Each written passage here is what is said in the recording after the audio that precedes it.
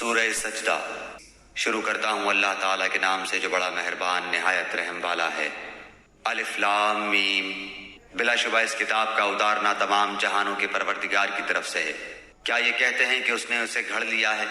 नहीं नहीं, बल्कि ये तेरे रब ताला की तरफ से हक है, ताकि आप उन्हें डराएं जिनके पास आपसे पहले कोई डराने वाला नहीं आया, ताकि वो राह रास्त पर आ जाएं। अल्लाह ताला वो है जिसने आसमान और जमीन को और जो कुछ इनके दरमियान है सबको 6 दिन में पैदा कर दिया, फिर अर्श पर कायम हुआ। तुम्हारे लिए उसके सिवा कोई मददगार और सिफारिशी नहीं। क्या फिर भी तुम नसीहत हासिल नहीं करते? वो आसमान से लेकर जमीन तक हर काम की तदबीर करता है, फिर वो काम एक ऐसे दिन में उसकी तरफ चढ़ जाता है जिसका अंदाजा तुम्हारी गिनती के 1000 साल के बराबर है।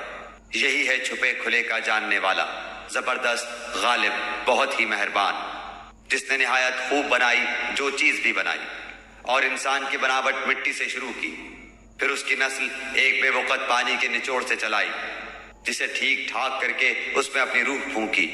उसी ने तुम्हारे कान, आंखें और दिल बनाए, उस पर भी तुम बहुत ही थोड़ा एहसान मानते हो। और उन्होंने कहा, क्या जब हम जमीन में रल मिल जाएंगे क्या फिर नई पैदाइश में आ जाएंगे? बल्कि बात यह है कि वो लोग अपने परवरदिगार की मुलाकात के मुनकिर हैं। कह दीजिए कि तुम्हें मौत का फरिश्ता फौत करेगा जो तुम पर मुकर्रर किया गया है, फिर तुम सब अपने परवरदिगार की तरफ लौटाए जाओगे। काश कि आप देखते जबकि गुनाहगार लोग अपने रब ताला के सामने सर झुकाए हुए होंगे, कहेंगे, ऐ हमारे रब, हमने देख लिया और सुन लिया, अब तो हमें वापस लौटा दे, हम नेक अमाल करेंगे, हम यकीन करने वाले हैं। अगर हम चाहते तो हर शख्स को हिदायत नसीब फरमा देते, लेकिन मेरी ये बात बिल्कुल हक हो चुकी है कि मैं जरूर जहन्नम को इंसानों और जिनों से पुर कर दूंगा। अब तुम अपने उस दिन की मुलाकात के फरामोश कर देने का मजा चखो। हमने भी तुम्हें भुला दिया और अपने किए हुए अमाल की शामत से अबदी अजाब का मजा चखो।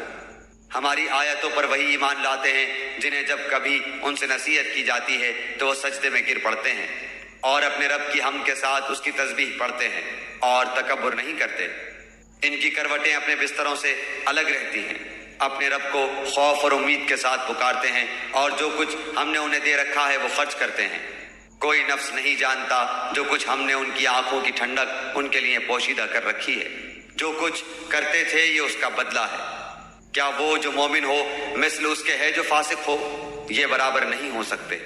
जिन लोगों ने ईमान कबूल किया और नेक अमाल भी किए उनके लिए हमेशा की वाली जन्नतें हैं, मेहमानदारी है उनके अमाल के बदले जो वो करते थे। लेकिन जिन लोगों ने हुक्म अदूली की उनका ठिकाना दोज़ख है।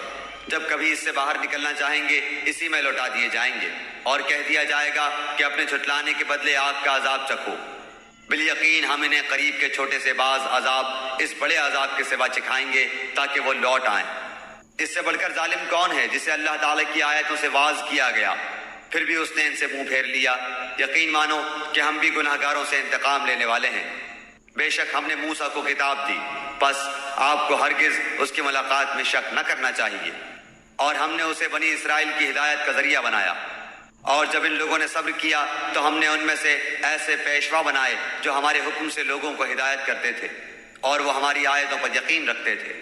आपका रब इन सब के दरमियान इन तमाम बातों का फैसला क़यामत के दिन करेगा जिनमें वो इख्तलाफ कर रहे हैं। क्या इस बात ने भी उन्हें हिदायत नहीं दी कि हमने उनसे पहले बहुत सी उम्मतों को हलाक कर दिया जिनके मकानों में ये चल फिर रहे हैं? इसमें तो बड़ी बड़ी निशानियां हैं, क्या फिर भी ये नहीं सुनते? क्या ये नहीं देखते कि हम पानी को बंजर गैर आबाद जमीन की तरफ बहा कर ले जाते हैं, फिर उससे हम खेतियां निकालते हैं जिसे इनके चौपाए और ये खुद खाते हैं? क्या फिर भी ये नहीं देखते और कहते हैं कि ये फैसला कब होगा? अगर तुम सच्चे हो तो बतलाओ।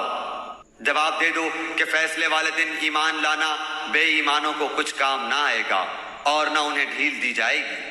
अब आप इनका ख्याल छोड़ दें और मुंतजिर रहें, ये भी मुंतजिर हैं।